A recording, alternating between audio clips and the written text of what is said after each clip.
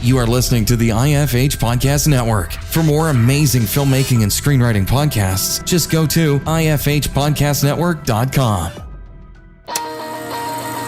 Welcome to Filmmaking Conversations with Damian Swaby. Listen to conversations with award-winning filmmakers, directors from the golden age of television, and creatives from the indie film community who continue to inspire the next generation of filmmakers.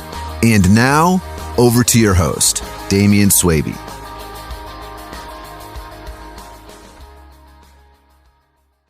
Hello and welcome to Filmmaking Conversations with me, your host, Damian Swaby. Today on the podcast, I speak to Elísabet Ronaldsdóttir. She is one of the film industry's most talented editors. After working in Europe for years, her first American film was the 2012 crime thriller Contraband, a remake of a film she edited in Iceland. Her close collaborator is a stunt-man-turned-action-director, David Leitch.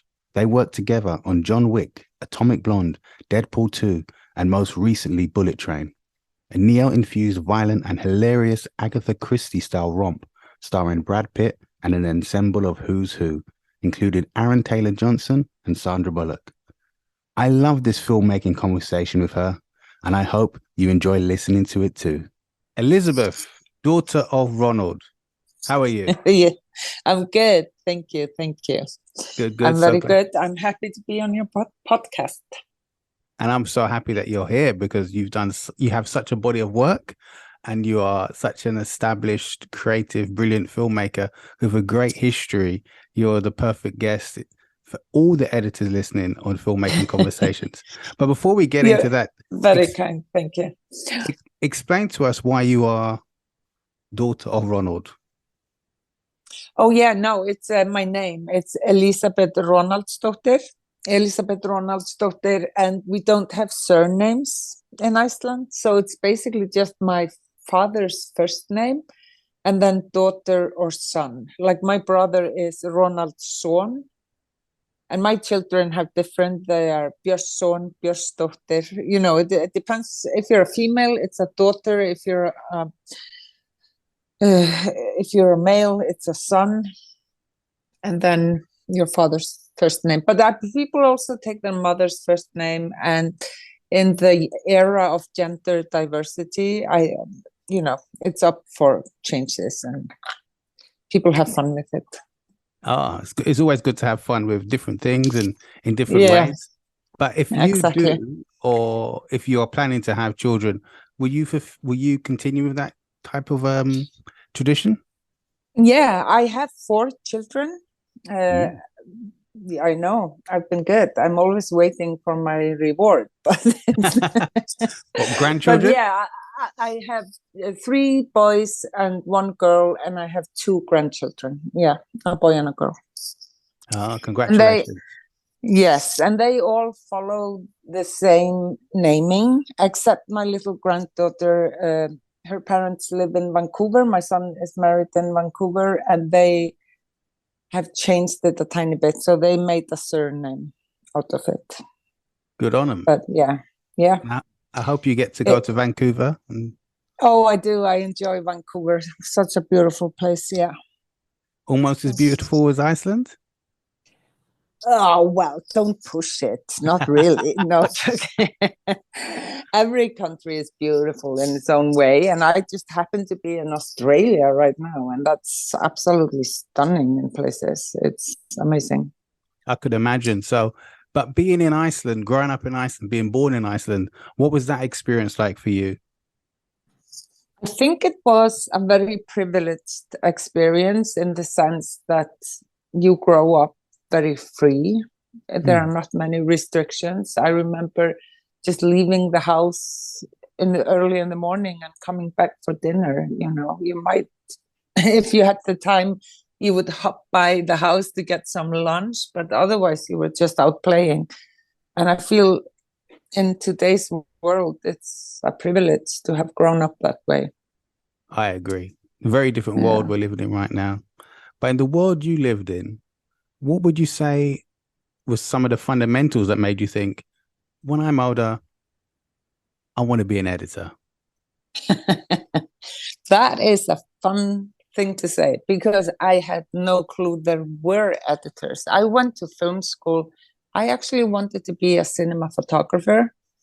I was extremely romantic and philosophical about light and how it hits stuff and how you light scenes and light photographs, etc. So I wanted to be a cinema photographer, and it wasn't until in film school when it hit me that people actually edit movies. Wow. I just hadn't put that much thought into it.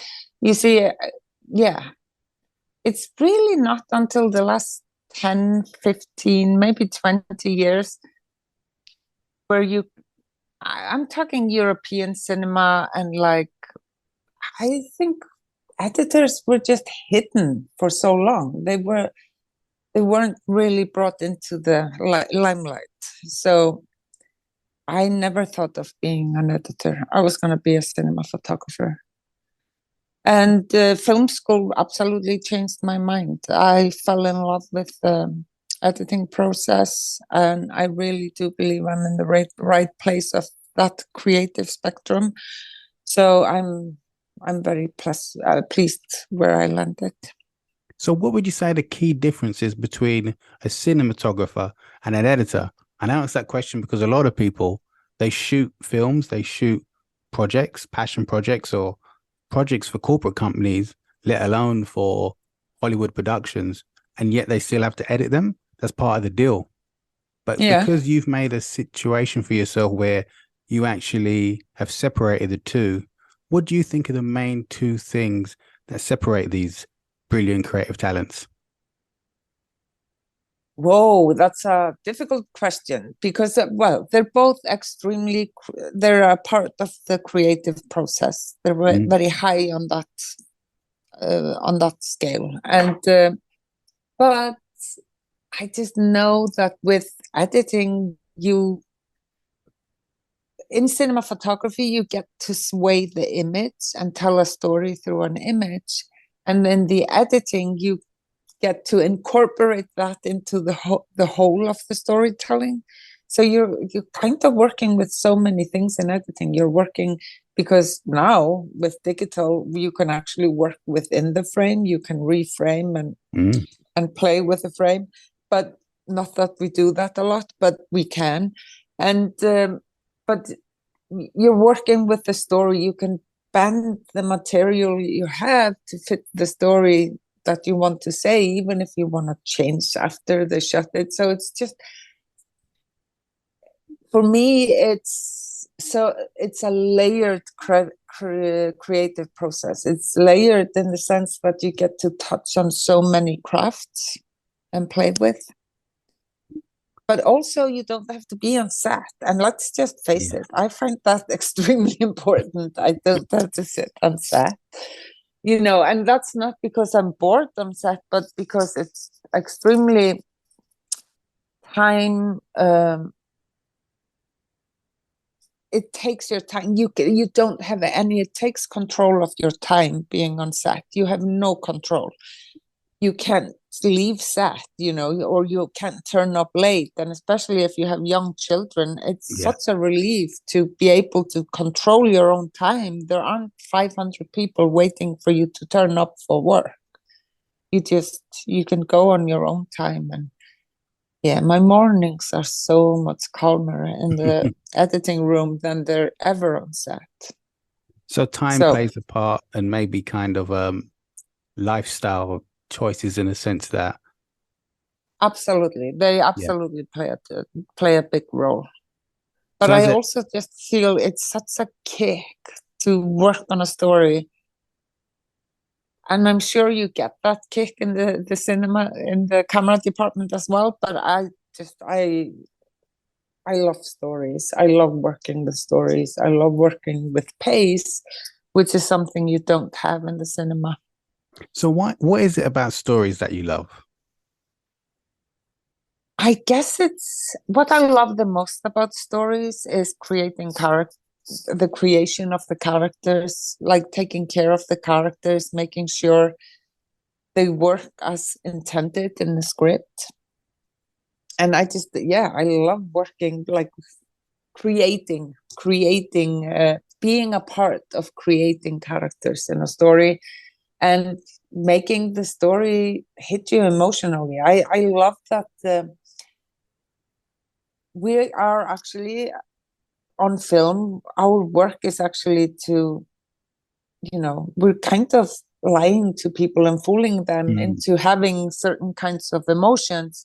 And I love playing that part. Like, I love playing the part of getting them sad or happy, whatever the story demands for it to work. And I think a part of it is also that I can have control over stories that I don't have over my own life. So it's extremely appeasing when the world is burning, you just go and edit it because it's calming and you have full control, which might not be true of your life. Well, that's interesting. You say full control, because obviously I don't know at all the situations you've been in, but when you're editing a film, how close is a director to you? I mean, I hope a director isn't looking over your shoulder, but is a director sitting beside you, or is there some sort of hybrid way that you're getting things done in these days? So how much control do you have? It's a hybrid way. And when I say a control, I don't mean I'm sitting there having all the control, because filmmaking, I always think of filmmaking as one of the great collaborative arts. So nothing happens on your own. So when I say you have full control, you do it in collaboration with other people. No one person makes a movie. And I'm only talking about my field, which is the editing. And no, in features, directors absolutely don't sit and watch over your shoulders. And no one should tell a director to do that, because that's when they are rendered useless. They have to be able to, they have to be able to come in with fresh eyes and look at something you're doing, presenting to them, and then we have to be able to talk about it. But if the director, if she's over my shoulder, or he, the whole time, they have no distance to what's happening there. You know what I mean? Yeah. So and for me, editing is about collaboration. It's about discussions. It's about talks. Most of our time when we're together, the director and I is talking about characters, talking about feelings, watching dailies and talking through them, but not like, thankfully, I've never worked with an editor, with a director that tells me, "Oh, go in there, go." I don't think I could handle it, to tell you the truth. Probably my Achilles heel. But I think also because part of editing is getting into some sort of a trance. Wow. Explain that. Yeah, it's because it's like playing, for me, it's like playing instrument. So when you're editing, it can be so rough and tough, like nothing is working in the takes as you see it should be. And then you just have to work them. And I kind of worked myself into a trance. And suddenly I just hit I hit an idea that I feel is working, and I have to just disappear into it and work and work. I mean, a whole day can go by and I forgot to drink my coffee and eat my lunch, because you just get completely absorbed into the work. But if I had someone over me the whole time, that would never happen. And for me, those are my biggest creative moments, when I get to disappear into my work. That's when the best work comes out. That's fun. That's very, very interesting to me, because some editors, I'll include myself in a certain way. I've been in such a trance editing. I've missed a meeting. Well, I was 40 minutes late to a 1 hour meeting because I was just in a trance editing. Yeah. What type of, have you had an experience where that's not been understood, where people expect you to be maybe more versatile, or there's a lack of understanding of your process, or people are demanding of you in different ways? And if that has happened, can you tell us how you would have dealt with that? I would leave. Okay. And the reason being that I can't do my work if I'm not allowed to do my process. And if I can't do my work, I'm of no use to the director and the producers. So it's not like I leave because I'm angry. I leave because I can't get you what you need. Like, I can't do it that way. I'm not the right editor for you. You know, I have to have I have to be able to find my rhythm. And because the thing is, if you think about it, editing is like, you can kind of put it down into 3 stages. It's the talking stage. And the talking stage is so much fun because you don't have to make anything work. It's like a wish list of what you want the characters and the story to become. That's absolutely my favorite part of the work, just talking through it, and you can see it in your head and you can imagine it, like how it could work. The second stage is so freaking hard, and it can drive you crazy because that's when everything that you felt you could do when you were talking about the material, you now have to do. And that's usually more difficult than it sounds. Why would you say it's more difficult than it sounds? Everything is more difficult in reality than it's in your head. Like, it's not because that's just everything. I mean, you can imagine yourself jumping a ditch, but doing it is going to be something a whole lot different. So when you're talking about something, I'll just take an example. This is a made up example, so forgive me if it doesn't make sense, but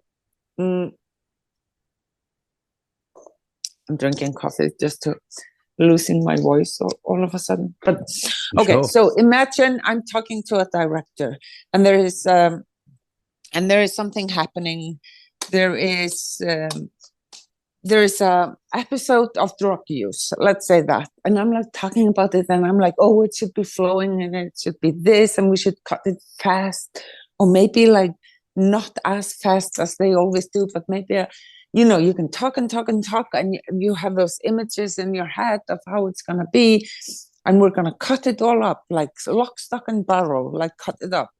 And then you realize it's not as easy because you also have to tell a story. So even though there is a moment, you get like a glimpse of something that could be, you then have to go and make it happen. And that could be just really difficult because now I'm talking myself into a ditch. But for example, for me, it's like, I think I found a way to explain this very difficult thing in my head. It's like carving wood.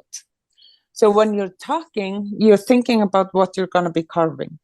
So you can talk and talk and talk about the movie. This is what I'm going to carve. And then you have to carve it. And that's when the frustration starts, because you can't just dig right into carving it. You have to do it in layers, right? Because if you go too fast, you're going to ruin the chip. And it's often very difficult to get back if you go too far. So you have to do it in layers. And then, there are just stuff in that carving that is going to be extremely difficult. That's when the trance for me comes in, because I just have to go into this trance to overcome and like float almost over those hindrances I have in the story or in the script or in the material in order to get the story where we talked about getting it. That's interesting. Sorry, go ahead. Is it? I know. I'm just babbling on. I'm not sure I explained it correctly, but it's just, and that's when the trance, and you just have to like help. It helps me float over the problems, not solve them, but it gives me patience and zen to deal with them and just make it happen somehow. But as an editor, is patience something you may not be as consistent with as you would like to be, or is it something you might struggle with, or is it just a part of the role you have that you have to execute? I'm not a patient person, but I am patient at work, if that makes sense. Yes, completely. Yeah. So in real life, I'm not patient. In work, I am patient. What would make you But impatient? At work, Both at home and at work. oh, at live, it can be anything. It can be, my coffee coming too late, and I can feel my whole body. It's like, oh my God, I need my coffee. It's better now than like 10 years ago. I was more impatient younger than I am as an older person. But yeah, I can get impatient because I don't feel I'm doing enough or not. Okay. That so many things can make me impatient. Like calling, try calling your phone company. That can drive me Oh, up a God. wall. Yes. Just don't do it. Like, yes, I'm impatient, but I'm not impatient at work. Well, at work, one of the things I thought about when I watched Bullet Train is you had to balance humor and action. Yeah, exactly. In a very unique way in contemporary times, in my opinion. How was your patience in terms of dealing with that, and how hard was it in terms of? It was Sorry? hard, but endless. But it was Yeah. a hard task. But I wasn't alone doing it. Again, it's a collaboration. So the script lays down the path, and the actors did an amazing work. But yeah, then you have to balance it in a movie. And this is one of the fun problems. Like when you have actors, like a dozen of them, and they're all amazing, and they're all so good, and you have to start working on trying not to make them overshadow each other. Sometimes you have to think about that as well. Like you can't have all the fun because we can't bury the rest of our cast. So do you think a lot of your decisions on that film were based on your long-term collaboration with David Leitch? I hope I've got his surname right. Yeah. Again, I don't make, all I can bring is my aesthetics and my ideas and my sensibility, but I don't make any final decisions. I can present stuff that I like or tell them about things I don't like. And then it's always David and the producers and the studio who has the final say of what's kept in the movie and what's not. But I love working with David Leitch and Kelly McCormick, who is the producer, because they're so collaborative. It's such a joy. I could imagine. I mean, tell us some of the other projects you've worked on with these two. Oh, we did Deadpool 2. We did Atomic Blonde, one of my favorite movies, and John Wick, the first John Wick. So it's such an amazing journey. I'm glad you've had such an amazing journey working with them, because it sounds like it's amazing fun. It's what a lot of editors would love to have, and it sounds like you enjoy and you're proud of the work that you've done alongside both of them. Is there anything particular that stands out for you as an editor that you'll take to the grave with you and say, this is my work? Well, aside from my children, I'm not sure. And but no, I think for me, it's always the journey and not necessarily the end period. And I worked on movies that have been such an amazing journey, where you just work with people, you get wiser, you build friendships that will last forever. And this is going to be my pride going away, that I had those journeys with so many people in this industry. And I am actually very proud of that. What is it about? Sorry, go ahead. Sorry? No, sorry, you. No, I get to speak every week. Go ahead, please. No, I was just going to emphasize that meaning journey as in working alongside them, because I love being brave in my work, and I love working with people that help me be brave and support brave. So that is amazing, and I feel very privileged. of doing that. Brave in the sense of trying out different things and playing with the material, understanding that scripts are not carved in stone, and this is a collaborative Excellent. media, and you have to work it all the way to make everyone from the script writer to the to sound proud of what we're doing. So What is it about the friendships that you're happy about? Because it feels like when you don't have necessarily like a 9 to 5 job week in, week out, you're a freelancer and you're going from one gig to the next.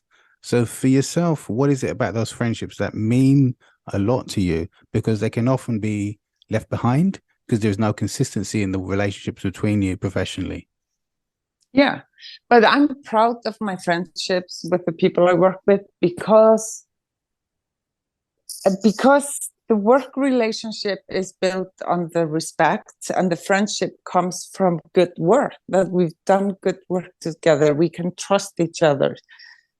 And that's something, because I don't know, maybe because I heard so many stories of the backstabbing Hollywood clan, and then you just find out you just have the most lovely friends and you have the most amazing work relationships. And it all matters. I feel it matters. Oh, I can understand that. I mean, did you come into the industry naive, and did you ever kind of experience a backstabbing moment? No. Lucky you. No. I'd say maybe because I'm getting older, I also realize that backstabbing moments are always going to happen somewhere at some time. Yeah. But I don't feel it's the rule. So did you say you don't feel it's the rule? No, I don't feel it's the rule of the game. I feel I've been lucky enough to work with people that made the rule being honesty forefront, like brave, talking about your work and your project with your director. One of the most important things for me is being honest and brave. And if you're not allowed to do that, how are you going to assist anyone in bringing hers or his vision, on the satellite? You can't do it if you can't have open discussions about what's in front of you. So I really treasure my friendship and the journeys I've had with the people in this industry, and I feel very lucky that even though I know there are backstabbing incidents out in the real world, I was just lucky. I just walked into a part of this business where I haven't been able to see it. I'm so happy for you. So happy for you. And I'm glad you mentioned bravery and being brave, because that's one of the things I found and I thought when I watched Kate, because the color grading and the way the action sequences were edited and having a female lead in the film, I felt were quite brave. And they were also similar in some ways to Blade Runner. I thought that the lighting and techniques and things like that. Did you feel that had a lot of bravery attached to it? And is it something that you would like to be involved in again? I know we have many sequels and things like that, and reboots and prequels. Is it something you would love to do again? And how did you feel about being the editor on that film? Oh, I loved Kate, and it was a passion project for me. But the female character, this is one of my dear friends, Kelly McCormick. She's a producer at 87 North. I think she has been instrumental in bringing women into the eye of the audience. Brilliant. She's bringing in those strong female empowered characters into the action world. Not that they haven't been there before, but she's like really reviving that idea. And I think she's doing it absolutely amazingly. So, yeah. I myself, I'm not too keen about sequels or prequels.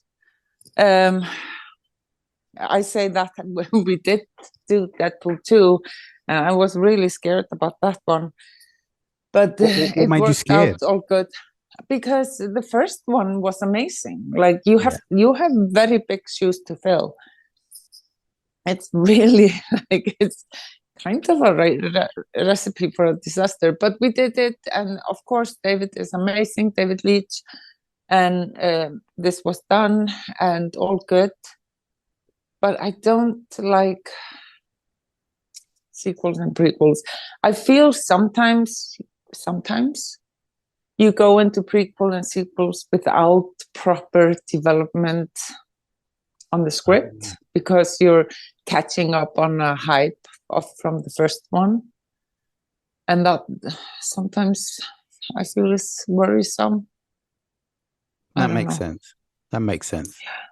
Mm. And it can't be the most relaxing experience when you're going into the sequel. Do you think, well, we're not really prepared?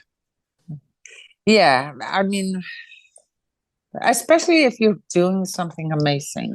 And then there's a sequel like 2 months later, and you're just like, okay.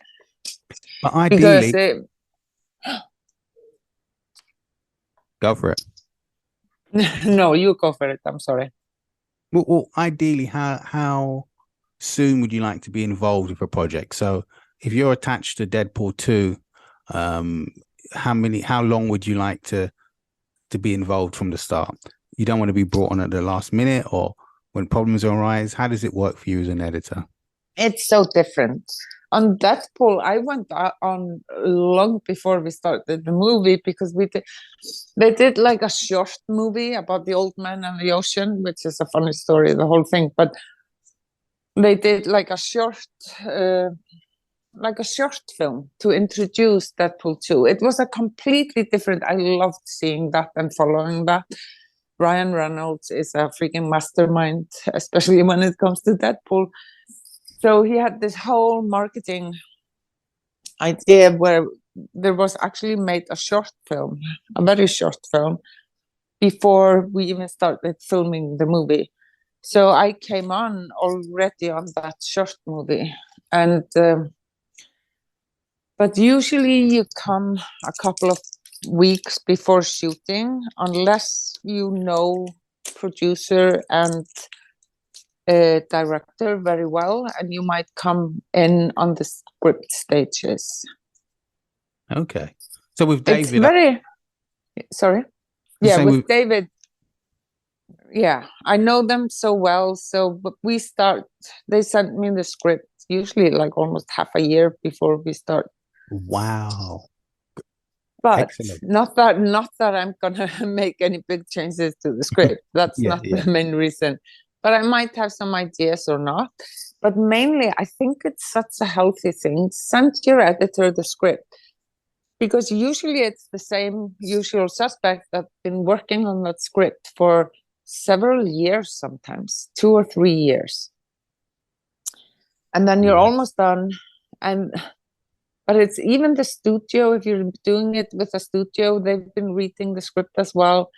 And it's gone through so many changes. And then you send the editor the script, and he might right away realize there are so many ghosts there.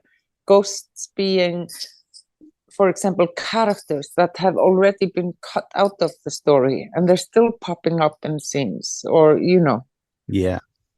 So that's a good thing, just to clean those out. It's a good idea. So.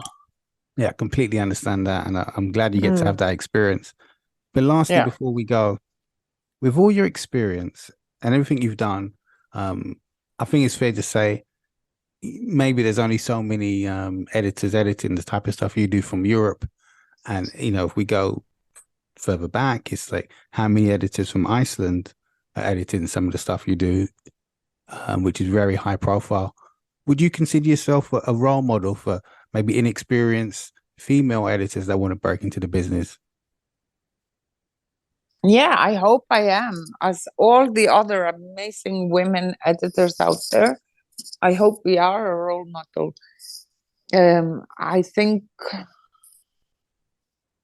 and I think it's important that we're there and that we are sometimes more noisy than we want to be. It's you're not Good. an editor because you want to do those interviews, or so yeah. And that's one of the main reasons I do interviews at all, is just for other young people who want to become editors to see it's possible, especially as a single mom. I've been able to do it. Wow. So yeah, I know. In Not fact, always easy, especially on my kids, but we made it, so it's all good.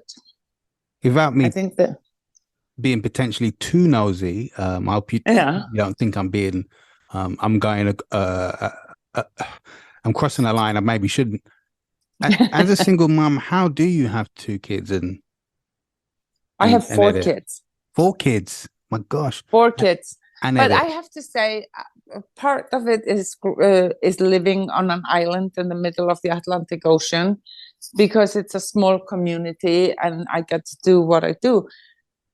I was lucky. So it's only like 12 years ago I broke out and started editing American movies. It's like 12, maybe 14 years since. 12, I think. 10, 12 years.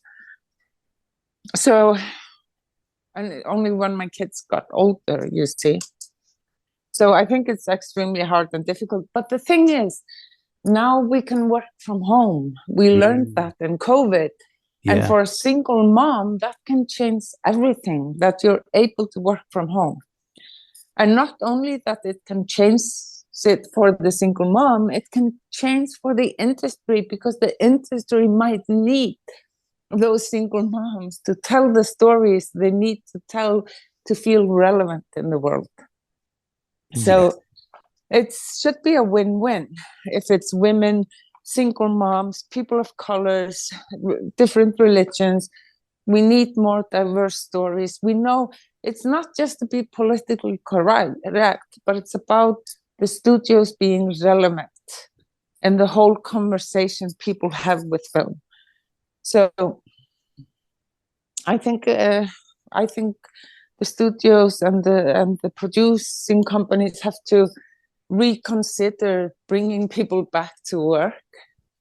I think people should be able to choose to work from home, because we have the technology, we know it works, we've done it, and we should just keep doing it in order to diversify and I couldn't agree the creative force that is needed to make a movie. Yeah, I couldn't agree more. And I really appreciate you taking the time to come onto the podcast, Elísabet, because you've said so much that we can all learn from, and it's clear that you've got a lot to say. So thank you so much. I thank you. I hope you can use this. And I'm so happy, because it's been a bit like back and forth with us. So I'm happy at last we got it done. If you liked this podcast, share it with friends. Leave a comment in the comment section and hit the subscribe button. Have you thought of upgrading your cinematography game? Would you like to have an ASC cinematographer mentor you for free? Join veteran cinematographer Suki Medenzovic, ASC, Disney, Pixar, FX Networks, Netflix, American Horror Story, as he teaches you how to create beautiful images using 3 lighting techniques he has mastered on film sets over his 30-plus years in the film industry. Each technique uses basic, low-cost lighting equipment so that anyone can achieve beautiful visuals no matter your project's budget. If you want to take your cinematography to the next level, visit filmmakingconversations.com to sign up for instant access.